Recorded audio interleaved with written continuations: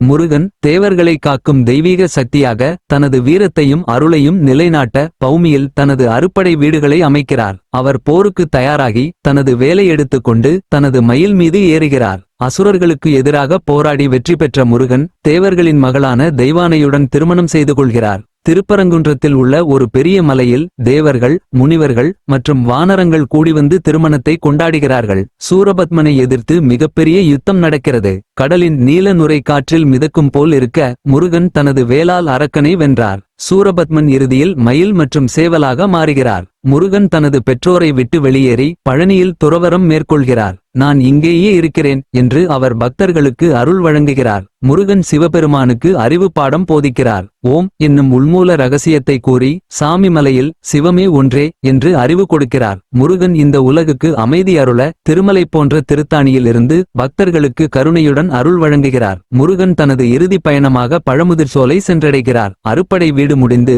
முருகன் தனது அவதாரத்தில் இந்த உலகுக்கு அமைதியை வழங்கி பக்தர்களை திருப்திப்படுத்துகிறார்.